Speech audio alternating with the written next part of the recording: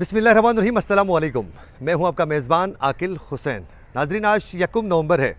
यानी जश्न आज़ादी गिलगित बल्तिस्तान। आज से ठीक 74 साल पहले गिलगित बल्तिस्तान के लोगों ने 1 नवंबर 1947 को डोगरा राज से आज़ादी हासिल की थी। आज के इस दिन की मुनासिबत से मैं तमाम गिलगित बल्तिस्तान के लोगों को डोगरा राज से आज़ादी हासिल करने पर मुबारकबाद पेश करना चाहूँगा। आज के इस प्रोग्राम में हम डिटेल में बात करेंगे क्या गिलगित बल्तिस्तान के लोगों को हकीकी बुनियादों पर क्या आज़ादी मिली है या नहीं है, उस पर बात करेंगे। 1 नवंबर 1947 से लेकर आज तक क्या कुछ हुआ, उस पर भी डिटेल हम बात करेंगे आज के इस प्रोग्राम में। चले हमारे साथ बैठकर बात करते हैं। 1 नवंबर 1947 को पूरे गिलगित बल्तिस्तान के लोगों ने कुल्हाड़ियों और डिंडों की जोर पर कर्नल हसन खान की सरबराही पर इस खित्ते को आज़ाद करवाने पर वो कामयाब हुए। लिहाजा ये 28,000 मुरबा मील जो खूबसूरत जो खित्ता था, इस जन्नत नज़ीर वादी को हम तक गिलगित बल्तिस्तान के लोगों तक तोहफे में पेश करने पर वो कामयाब हुए। लेकिन 1 नवंबर 1947 को आज़ादी हासिल करने के बाद 16 नवंबर 1947 तक गिलगित बल्तिस्तान एक अलग रियासत के तौर पर दुनिया के नक्शे पर रहा, यानी जमहूरिया गिलगित के नाम से अलग एक रियासत रहा। और उस वक़्त गिलगित का अपना एजेंडा था और अलग अपनी काबीना बनाई गई, और उस काबीने का पहला सदर गिलगित का राजा शाह रईस इसका पहला सदर भी हुआ करता था। उस वक़्त मिस्टर ब्राउन जो पॉलिटिकल एजेंट था बरतानिया का, वो इस पूरी गेम से वो नाला थे और कर्नल हसन खान की जानिब से पूरी काबीना तश्कील देना उसके लिए पसंद नहीं था। उसने अपनी गेम चलाई और उन्होंने बड़ी ज़बरदस्त तरीके से खेलकर गिलगित बल्तिस्तान में पहला पॉलिटिकल एजेंट जब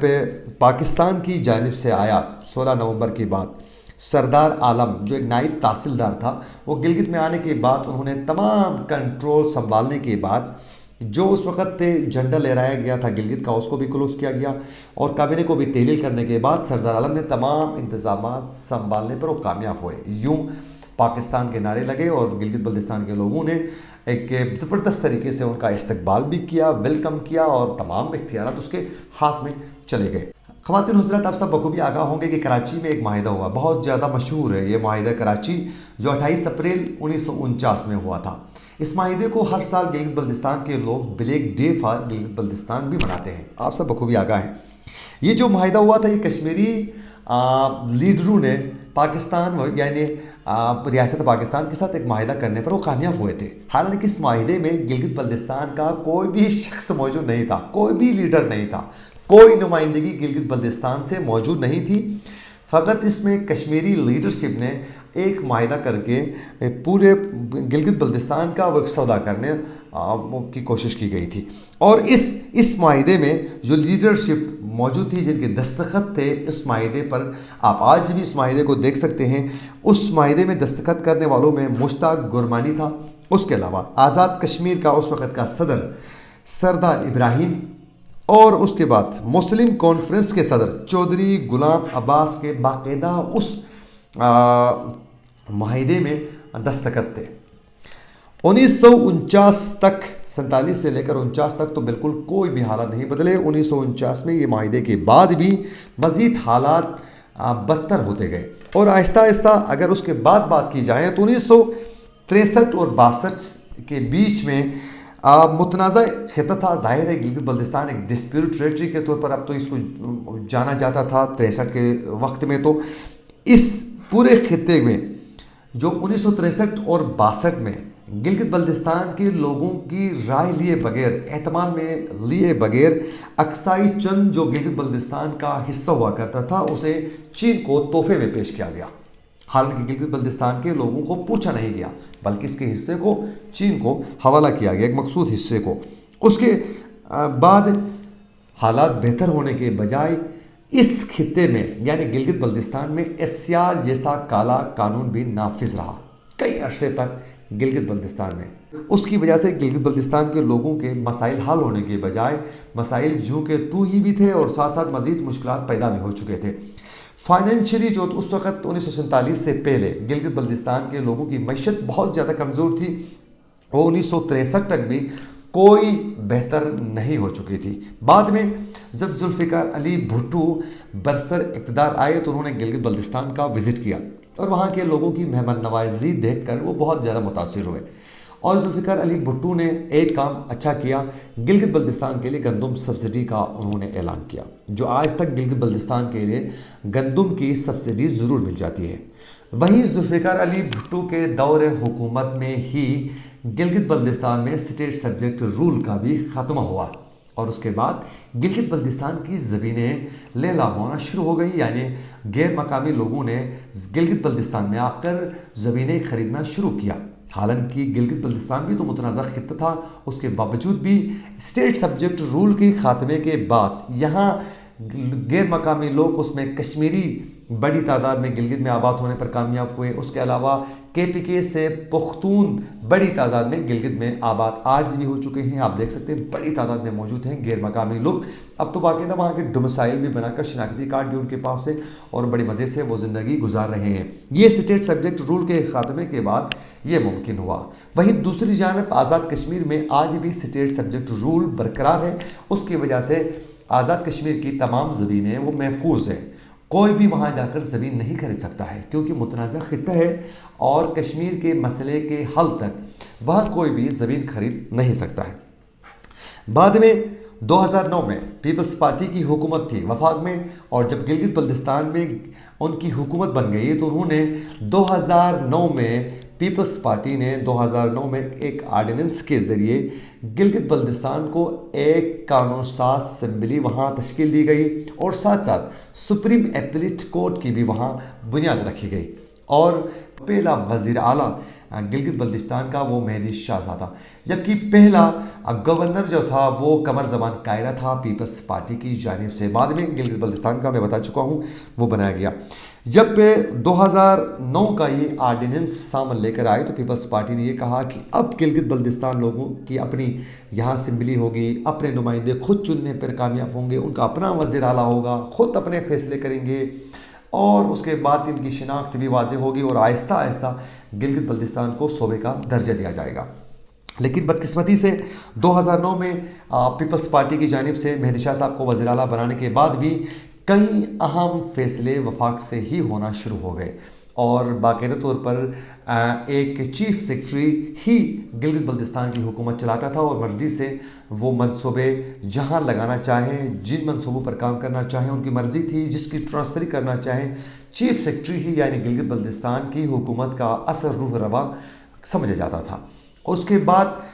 लोगों को ये पता चला आहिस्ता आहिस्ता 5 साल मुकम्मल होने के बाद कि यार ये जो आर्डिनेंस है, ये जो टेम्परेरी सेटअप है, ये जो वज़ीर आला है, ये जो सेटअप दिया गया है, इससे तो हमारे दरीना जो मुतालिबात थे वो तो हल नहीं हुए और हमारी शिनाख्त भी वाज़ेह नहीं हुई। तो गिलगित बल्तिस्तान के लोगों ने फिर डिमांड करना शुरू किया कि हमें तो 5th प्रोविंस बनाया जाए। उसकी बुनियादी वजह ये थी कि गिलगित बल्तिस्तान के लोग आज भी पाकिस्तान से बेपनाह मोहब्बत करते हैं और आज भी करते हैं और उस वक़्त भी करते थे। तो लिहाजा वो चाहते थे यानी किसी तरीके से हम पाकिस्तान के आइनी तौर पर एक सूबा बन जाएं और एक आइनी प्रोविंस बनने के बाद हम भी दीगर पाकिस्तानियों की तरह मुकम्मल आइनी तौर पर पाकिस्तानी बन सकें। इस ख्वाब को शर्मिंदे ताबीर करने के लिए वो बड़े जस्तजू कर रहे थे। लिहाजा उन्होंने 5 साल पीपल्स पार्टी ने मुकम्मल करने के बाद इलेक्शन के अयाम करीब आए तो मुस्लिम लीग नून ने इसी पॉइंट को खेला, लोगों के इमोशंस को समझकर, और वो यही नारे के साथ हाफिज़ हफीज़ुर रहमान की क़यादत में वो लोगों के सामने गए और उन्होंने कहा कि हम आप लोगों के लिए हाफिज़ हफीज़ुर रहमान और पूरी टीम ने ये आप ख़ुद भी रिकॉर्ड का हिस्सा है, आप देख सकते हैं न्यूज़ में कि उस वक़्त हाफिज़ हफीज़ुर रहमान ने लोगों के सामने जाकर कहा कि हम आप लोगों को 5th आइनी सूबा बनाने में किरदार अदा करेंगे, हम आप लोगों को शिनाख्त दिलवाएंगे, हम आप लोगों के वो दरीना मुतालिबात हल करेंगे, हम भी सूबा बनाएंगे। लिहाजा लोगों ने एक बार फिर पीपल्स पार्टी की तरह नून लीग पर भी एतमाद का इजहार किया और ये यकीन की कि इंशाअल्लाह मुस्लिम लीग नून की हुकूमत और हाफिज़ हफीज़ुर रहमान की क़यादत में गिलगित बल्तिस्तान को 5th प्रोविंस ज़रूर बनाएंगे। लेकिन फिर एक बार फिर वो शर्मिंदे ताबिर नहीं हो सका 5th प्रोविंस आइनी सूबे का वो ख्वाब, और मुस्लिम लीग नून ने 2018 में एक आर्डर लेकर सामने आए और कहा गया ये जो आर्डर है ये आर्डिनेंस से कई गुना ज़्यादा बेहतर है اور 2018 کی اس آرڈر میں گلگت بلتستان کے لوگوں کے کئی درینہ مطالبات بھی حل ہوں گے اور گلگت بلتستان کے آئینی صوبے کا جو ایک خواب ہے وہ بھی شرمندے تعبیر ہونے پہ بہت زیادہ مددگار ثابت ہوگا۔ لیکن گلگت بلتستان کے 100 میں سے تقریباً 50% لوگ سمجھ چکے تھے یہ ایک دھوکہ ہے، اور وہ سمجھ چکے تھے یہ ایک رانگ نمبر ہے، اور اس سے گلگت بلتستان کے وہ درینہ مطالبات 5th پروونس اور شناخت کا مسئلہ حل نہیں ہوگا۔ لیکن اس کے باوجود بھی گلگت بلتستان کے لوگوں نے ٹرسٹ کیا، لیکن 2018 کے اس آرڈر میں بھی 2009 کے آرڈیننس کی طرح ہم نے دیکھا کہ گلگت بلتستان کو نہ تو 5th پروونس بنایا گیا، نہ تو گلگت بلتستان کو اندرونی طور پر خود مختار بنایا گیا، نہ تو پاورفل بنایا گیا کہ وہ اپنے فیصلے خود کر سکیں اور اپنے مسائل خود حل کر سکیں، یعنی کسی طریقے سے بھی گلگت بلتستان کو پاورفل نہیں بنایا گیا تھا اور لوگ اس کی وجہ سے کافی ناراض تھے۔ اب جب تحریک انصاف کی مسلم لیگ نون کی حکومت نے 5 سال مکمل کرنے کے بعد الیکشن کے ایام قریب آئے تو وزیر اعظم پاکستان عمران خان جو اس وقت وفاق میں مختلف بڑے بڑے دعوے اور وعدوں کے ساتھ اقتدار حاصل کرنے پر کامیاب ہوئے تھے، انہوں نے ایک بار پھر گلگت بلتستان کا وزٹ کیا اور انہوں نے دعوے کیے، وعدے کیے اور کہا برملا 1 نومبر اسی طرح جشن آزادی کے دن کے موقع پر وہ گلگت آئے اور انہوں نے کہا کہ ہم گلگت بلتستان کو شناخت دیں گے، ہم 5th پروونس بنائیں گے، درینہ مطالبات ہم حل کریں گے، آپ لوگوں کے روڈ انفراسٹرکچر کے مسائل ہم حل کریں گے۔ لیکن بدقسمتی سے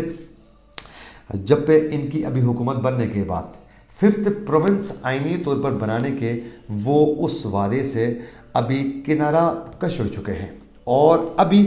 تحریک انصاف کی جانب سے ایک نیا سیٹ اپ سامنے لے کے آ رہے ہیں، لیکن ابھی تک وہ سیٹ اپ نہیں آیا ہے۔ جب تک ہم یہ ویلاگ بنا رہے ہیں، اس ویڈیو کو پروگرام کو ریکارڈ کر رہے ہیں، آج کے دن تک کوئی سیٹ اپ نہیں آیا، ممکن ہے وہ آنے والے وقت میں۔ لیکن یہ کہا جا رہا ہے کہ تحریک انصاف کی حکومت کی جانب سے آئینی عبوری سیٹ اپ گلگت بلتستان کے لیے ملے گا۔ اب اس آئینی عبوری سیٹ اپ میں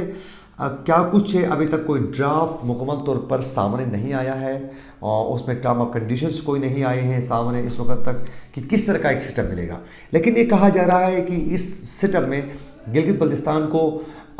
قومی اسمبلی اور سینٹ میں باقاعدہ نمائندگی ملے گی، اور اس نمائندگی کے ذریعے پارلیمنٹ میں گلگت بلتستان کے لوگ خود اپنی آواز بلند کریں گے، لیکن ابھی تک یہ واضح نہیں ہے۔ اس کے بعد یہ کہا گیا ہے کہ گلگت بلتستان کو ہر ایشو پر